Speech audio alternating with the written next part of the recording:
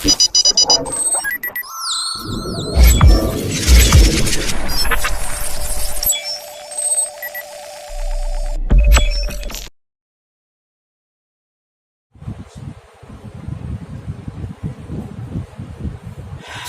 है बच्चों आप सभी के मेरे चैनल ASK ग्रेविटी में। मैं हूं सिराज अहमद और आज का टॉपिक हम पढ़ेंगे यहाँ पर कूलॉम्स लॉ के बारे में, कूलॉम्स लॉ के स्टडी के बारे में। तो पहले ये टॉपिक है, ये भी बता दे रहे हैं कि इसके पहले की जो वीडियोस है चार्ज की प्रोडक्शन या चार्ज के डेवलपमेंट की बात के बारे में या किसी दूसरी अनचार्ज बॉडी को हम चार्ज कैसे पढ़े, ये टॉपिक पहले क्लियर रखो तो उसके बाद के ही ये आपका टॉपिक समझ में आएगा।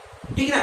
देखो जितने भी साइंटिस्ट इसके पहले हुए कि सिर्फ उन्होंने चार्जेस के बारे में बताया। अगर क्या कहा कि दो लाइक चार्जेस हैं, दो लाइक चार्जेस हैं या दो अनलाइक चार्जेस हैं, ठीक है ना, कोई भी है ऐसे ही, तो उनके बीच में force of attraction, force of repulsion लगता है बस। लेकिन किसी ने इस बात की शुरुआत नहीं की कि जो फोर्स लग रहा, अगर फोर्स लग रहा है दो चार्जेस के बीच में, चाहे वो अट्रैक्टिव इन नेचर हो या रिपल्सिव इन नेचर हो, कोई इससे बात नहीं है, चाहे वो अट्रैक्ट कर रहा हो या रिपल कर रहा हो, अगर अट्रैक्शन या रिपल्शन है तो उन दोनों के बीच में वो फोर्स ऑफ अट्रैक्शन कितना होगा या फोर्स ऑफ रिपल्शन कितना होगा, मतलब कितनी तेजी से खींचेगा या कितनी तेजी से दूर फेंकेगा, इस चीज के बारे में किसी ने बताया नहीं था जब तक 1785 तक कूलॉम्स ने इस चीज को एक्सप्लेन करके टॉर्सनल एक्सपेरिमेंट के द्वारा ये बता नहीं दिया। ठीक है ना। सारी चीजें हमारे पास थी कि हम अनचार्ज को चार्ज कर सकते हैं, किसी को पॉजिटिव दे सकते हैं, किसी को निगेटिव दे सकते हैं। फोर्स ऑफ अट्रैक्शन का अलग अलग बॉडीज में, फोर्स ऑफ रिपल्शन का अलग अलग बॉडीज में देखा गया, अलग अलग मटेरियल के लाके देखा गया, तक कि कैट की स्किन को लाके भी देखा गया, अंबर है, एबोनाइट है, अलग कांच है, वूल है, बहुत सारे मटेरियल को लाके देखा गया। लेकिन फोर्स ऑफ अट्रैक्शन जो हो रहा है दो बॉडीज में, फोर्स ऑफ अट्रैक्शन या रिपल्शन, तो किस फोर्स से अट्रैक्ट करेंगे या किस फोर्स से दोनों चार्जेस रिपल करेंगे, इसका मैग्नीट्यूड किसी ने नहीं बताया जब तक कि 1785 नाम उनका था, 1785 फ्रेंच के साइंटिस्ट थे, फ्रेंच साइंटिस्ट थे जिनका नाम था Charles A D Coulomb, Charles A D Coulomb, ये इनका पूरा नाम था। फ्रेंच के साइंटिस्ट, जब तक कि इन्होंने पता नहीं लगा दिया एक टॉर्सनल स्फीयर को, इसने कैसे पता लगाया था, स्फीयर को टॉर्सनल एक्सपेरिमेंट के दौरान, एक्सपेरिमेंट से इन्होंने पता लगा के बताया था। और ये भी बताया था कि जो चार्ज हम लोग लेंगे वो स्फेरिकल रहेंगे, स्फेरिकल चार्जेस के बारे में बताया कि अगर हम चाहे लाइक चार्जेस लें, चाहे हम लाइक चार्जेस का मतलब चाहे हम दोनों ही पॉजिटिव लें या अनलाइक चार्जेस लें, लाइक यहां पे लिखते एल फॉर लाइक, या हम अनलाइक चार्जेस लें, अनलाइक का मतलब एक पॉजिटिव और निगेटिव है, तो इन दोनों के बीच में जो फोर्स ऑफ रिपल्शन लगेगा, रिपल्सिव फोर्स Fr, ठीक है ना, या इन दोनों चार्जेस अनलाइक बॉडी के बीच में जो फोर्स ऑफ अट्रैक्शन लगेगा Fa, इसका मैग्नीट्यूड किसके ऊपर डिपेंड करेगा। सबसे पहले इस टॉपिक को लाके बताया था कूलॉम्स ने कि फोर्स ऑफ अट्रैक्शन या फोर्स ऑफ रिपल्शन, अगर हम दोनों चार्जेस को, यहां पे दो चार्जेस हैं, चाहे वो दोनों पॉजिटिव हैं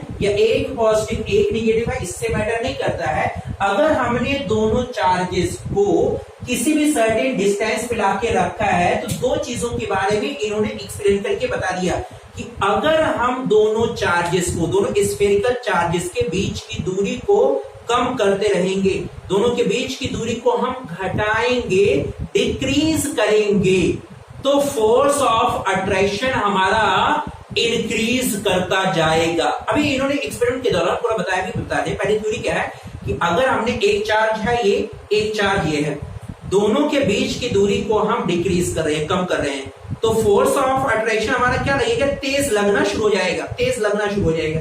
लेकिन अगर फोर्स दोनों के बीच की दूरी को हम इंक्रीज कर रहे हैं तो फोर्स ऑफ रिपल्शन हमारा, फोर्स ऑफ अट्रैक्शन या रिपल्शन हमारा डिक्रीज करेगा। पहला एक कॉन्सेप्ट यहाँ पे ये भी था। दूसरा क्या बताया इन्होंने कूलॉम्स लॉ ने, कि अगर हम चार्ज को छोटा या बड़ा, इनडायरेक्टली मैं छोटा बड़ा कह रहा हूं, कि चार्ज के मैग्नीट्यूड को ज्यादा करे या कम करे तो भी फोर्स ऑफ अट्रैक्शन हमारा इंक्रीज करता रहेगा और डिक्रीज करता रहेगा। कूलॉम्स ने उन्होंने बताया कि अगर हम चार्ज के मैग्नीट्यूड को इंक्रीज कर रहे हैं, मतलब छोटे से हम बड़े की तरफ बढ़ा रहे हैं, स्फीयर को और ज्यादा बढ़ा कर रहे हैं, तो जैसे जैसे हम लोग मैग्नीट्यूड को बढ़ाएंगे फोर्स ऑफ अट्रैक्शन भी हमारा बढ़ता रहेगा, और जैसे जैसे हम लोग उसका साइज को कम करेंगे यानी मैग्नीट्यूड को हम कम करेंगे चार्ज के, तो उसकी फोर्स ऑफ अट्रैक्शन या फोर्स ऑफ रिपल्शन की वैल्यू भी हमारी डिक्रीज करेगी। इनडायरेक्टली अगर यहाँ पे हम ग्राफ से बताएं कि हमने कह दिया, पहले हम स्फीयर की कह रहे हैं कि एक चार्ज ये है, यहाँ पे फोर्स ऑफ अट्रैक्शन, एक हमने मान लिया कि इसका साइज बड़ा कर दिया, यहाँ पे फोर्स ऑफ अट्रैक्शन, या मान लिया साइज को हमने और ज्यादा बड़ा, साइज का मतलब इनडायरेक्टली हम मैग्नीट्यूड की वैल्यू को इंक्रीज कर रहे हैं। अगर हम मैग्नीट्यूड की वैल्यू को इंक्रीज कर रहे हैं धीरे धीरे करके, जैसे ही इंक्रीज करेंगे तो फोर्स ऑफ अट्रैक्शन या फोर्स ऑफ रिपल्शन, चाहे वो अट्रैक्ट करे या रिपल करे, बढ़ेगा जरूर। जैसे जैसे हम लोग साइज को वेरी कराते रहेंगे, अगर बढ़ा रहे हैं तो फोर्स ऑफ अट्रैक्शन या रिपल्शन बढ़ेगा, अगर हम डिक्रीज कर रहे हैं तो फोर्स ऑफ अट्रैक्शन और रिपल्शन हमारा डिक्रीज भी करेगा। ठीक है ना। तो अगर हमने मान लिया दो बॉडी यहाँ पे है, तो सॉरी दो चार्जेस हमने मान लिए स्फेरिकल चार्जेस, एक ये है एक ये है, जिसका हमने नाम दे दिया दो स्फेरिकल चार्जेस को। मान लिया बेटा ये हमारा Q1 है और यहाँ पे एक दूसरा चार्ज हमने मान लिया, इसका मैग्नीट्यूड हमने अज्यूम कर लिया अपनी तरफ से Q2 है। दो चार्जेस हो गए। अभी देखो हमने साइज यानी मैग्नीट्यूड हमने कम रखा हुआ है, अगर हम मान लो मैग्नीट्यूड को और इंक्रीज कर रहे हैं, बढ़ा रहे हैं, ठीक है ना, हमने मान लिया यहाँ पर दोनों के मैग्नीट्यूड में से एक बढ़ा दिया और दोनों को बढ़ा दिया हमने, ठीक है। अगर यहाँ पे फोर्स ऑफ अट्रैक्शन 10 न्यूटन का लग रहा था, तो अब force of attraction definitely 10 Newton से यानी 15 न्यूटन लगेगा, यानी 10 न्यूटन से ज्यादा लगेगा। अब यहाँ 15 लगे, 12 लगे, 11 लगे, 10.5 लगे, डेफिनेटली लेकिन इससे ज्यादा लगेगी, क्योंकि साइज यानी मैग्नीट्यूड को हमने इंक्रीज कर दिया। बट यहाँ पर अगर हमने दोनों के बीच की दूरी को भी इंक्रीज या डिक्रीज कर दिया, यहां पर अगर हमने दोनों के बीच की दूरी को अगर हम इंक्रीज कर रहे हैं तो घट जाएगा फोर्स, अगर हम डिक्रीज कर रहे हैं बढ़ जाएगा फोर्स। समझ में आया टॉपिक? ठीक है, दो टॉपिक है। तो इनडायरेक्टली अगर हमें दो लाइन में लिखना तो डेफिनेशन में क्या लिखेंगे, कूलॉम्स लॉ में दो स्टेटमेंट आपके आ गए, ठीक है ना, चाहे वो फोर्स ऑफ अट्रैक्शन हो या फोर्स ऑफ रिपल्शन हो। फोर्स ऑफ अट्रैक्शन की वैल्यू बेटा कहां पे लगेगी, जल्दी से बोलो। फोर्स ऑफ अट्रैक्शन अट्रैक्ट कब करेगा, जब दोनों अनलाइक चार्जेस हो, और रिपल्सिव फोर्स कब लगेगा, जब दोनों लाइक चार्जेस हैं, ठीक है ना। तो अब यहां पे फोर्स ऑफ अट्रैक्शन या रिपल्शन की वैल्यू पहले क्या बताया कि फोर्स ऑफ अट्रैक्शन, यहां पे लिख दे रहे हैं force of attraction is directly proportional to product of charges। ये दोनों बताया पहले स्टेटमेंट इन्होंने ये दिया, मतलब अगर ये हमारा Q2 Q1 है, ये हमारा Q2 है, तो F की वैल्यू जो निकल के आएगी, उन्होंने क्या बताया कूलॉम्स ने कि F की value directly proportional to product of charges, दोनों के प्रोडक्ट के मल्टीप्लिकेशन के डायरेक्टली प्रोपोर्शनल होगा। याद रहेगा पहला स्टेटमेंट ये था, ठीक है ना। लिख लो इसे, पहले क्या लिखोगे, द फोर्स ऑफ अट्रैक्शन और the force of repulsion between the two charges is directly proportional to the product of charge. याद रहेगा। अच्छा, दूसरे स्टेटमेंट में उन्होंने क्या कहा कि फोर्स ऑफ अट्रैक्शन, जैसे हमने डिस्टेंस पहले यहां पे रखी, अभी मान लो डिस्टेंस को हमने और कम कर दिया, अभी मान लो डिस्टेंस को हमने और कम कर दिया, अभी मान लो डिस्टेंस को हमने और कम कर दिया, तो जैसे जैसे हम लोग डिस्टेंस को डिक्रीज कराते जाएंगे, डिस्टेंस अगर हमारी कम हो रही है तो फोर्स ऑफ अट्रैक्शन हमारा इंक्रीज करेगा। मतलब अगर यहाँ पे फोर्स 10 लग रहा था, ठीक है, जैसे जैसे हम लोग, तो यहाँ पे फोर्स हमारा कितना लग जाएगा 11, यहाँ पे कितना लग जाएगा 12, यहाँ पे कितना लगेगा 13। मतलब जैसे जैसे हम लोग डिस्टेंस को डिक्रीज कराएंगे, फोर्स ऑफ अट्रैक्शन या रिपल्शन भी हमारा इंक्रीज करता रहेगा। यहाँ पे याद रखना कि हम यहाँ पे नंबर बता रहे हैं, इस नंबर में नहीं बल्कि वो स्क्वायर के फॉर्म पे हमारा रिलेट करता है, एक दूसरे के साथ में रिलेशन है। तो क्या रिलेशन आता है बेटा आपका, कि फोर्स ऑफ अट्रैक्शन Fa की वैल्यू या फोर्स ऑफ रिपल्शन Fr की value is inversely proportional to the distance of the charges। ये याद रखना बेटा, sorry square of the distance यहां पर रहेगा, सॉरी मेरी मिस्टेक हो गई, यहां पे रहेगा square of the distance, square of the distance of the charges, यानी F is inversely proportional to 1 upon d square. अगर हमने दोनों के बीच की दूरी को क्या मान लिया, डी मान लिया, ठीक है ना। दो स्टेटमेंट कौन कौन सा आ गया, एक हमारा आया दोनों के प्रोडक्ट के चार्ज के बराबर हो, मल्टीप्लिकेशन के बराबर होगा, एक हमारा आया कि F की वैल्यू इनवर्सली प्रोपोर्शनल होगी डिस्टेंस के स्क्वायर के, दो हो गए। अब इन्हीं दोनों को एक साथ लाके रखते, पहले इसको मिटा देना, ठीक है बेटा,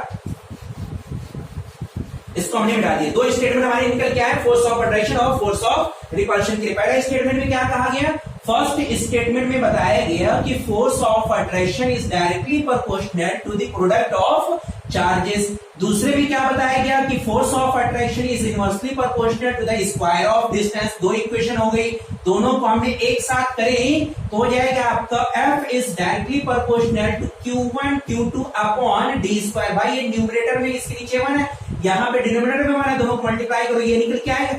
जब हम कभी भी प्रोपोर्शनलिटी का साइन हटाते हैं तो फिजिक्स का रोल है, कभी भी अगर प्रोपोर्शनलिटी के साइन को हमने रिमूव कराया तो इसकी जगह पे एक कांस्टेंट लाके रखते हैं बेटा। यहाँ पे हमने मान लिया कांस्टेंट की वैल्यू जो आई वाई बेटा आपका 1 upon 4 pi epsilon not multiply by Q1 Q2 upon d square, ये वैल्यूज निकल के आई आपकी, ठीक है। क्या आया 1 upon 4 pi epsilon not Q1 Q2 upon d square, ये वैल्यूज निकल के आई। अब देखो ये हमारा निकल के आया कूलॉम्स लॉ।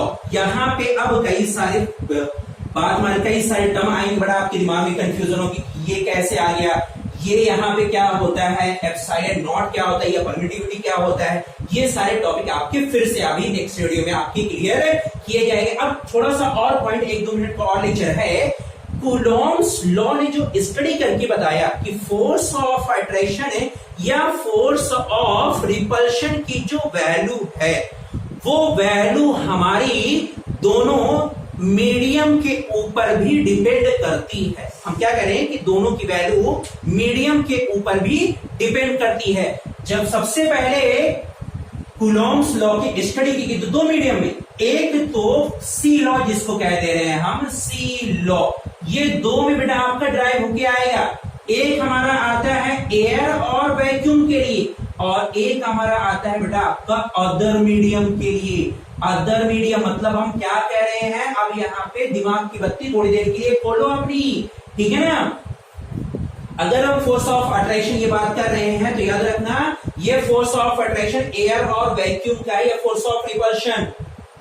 अगर हम वैक्यूम में बात करेंगे तब ये मैग्नीट्यूड नहीं निकल के आएगा, तब कम हो जाएगा, कुछ कम और ज्यादा होता है। समझ में आ रही है इसका मतलब क्या उन्होंने कहा, क्या मतलब कह रहा है कि अगर हमने चार्जेस को हम वैक्यूम में या हवा में जैसे एटमॉस्फेयर में हम स्टडी करा रहे हैं तब के लिए तो फोर्स ऑफ अट्रैक्शन की वैल्यू ये निकल के आएगी या फोर्स ऑफ रिपल्शन की वैल्यू ये निकल के आएगी। लेकिन अगर हम हवा और आपके वैक्यूम के अलावा अदर मीडियम, अदर लिक्विड या अदर गैसेस लाके रख दें तो फोर्स ऑफ अट्रैक्शन में थोड़ा सा बदलाव आएगा। क्या आएगा बेटा आपका, ये हमारा निकल के आ गया एयर और वैक्यूम का, ये निकल के आया। इसी में कुछ नहीं करना है, F की वैल्यू हो जाएगी बेटा आपका अदर मीडियम के लिए FO 1 upon 4 pi epsilon not into हमें यहाँ पे लिख दिया Q1 Q2 upon d square, ये निकल गया है। अब यहाँ पे हमें क्या लिखना है, क्या चीज वैरी करेगी, डाई इलेक्ट्रिक कांस्टेंट 1 अपॉन के, ये निकल के आएगा बेटा, यानी उस मीडियम का डाई इलेक्ट्रिक कांस्टेंट। ये बेटा हमारा के होता है, लिख लो आप लोग, डाई इलेक्ट्रिक कांस्टेंट होता है, डाई इलेक्ट्रिक कांस्टेंट होता है, ठीक है बेटा। तो ये आपका था कूलॉम्स लॉ। अब इसके बाद कूलॉम्स लॉ की डेरिवेशन क्या है, कूलॉम्स लॉ और डेरिवेशन लॉ में क्या कंपैरिजन है, कूलॉम्स लॉ का वेक्टर फॉर्म क्या है, अलग अलग रहेगा। तो ये सारे टॉपिक अब इसके बाद की वीडियोस में रहेंगे। और बेटा अगर आपको ये जानकारी पसंद आई है तो मेरे वीडियोस को जरूर लाइक करें, कमेंट में जाके फीडबैक जरूर दें। फिर मिलेंगे अगली वीडियो में, तब तक के लिए बेस्ट ऑफ लक बेटा।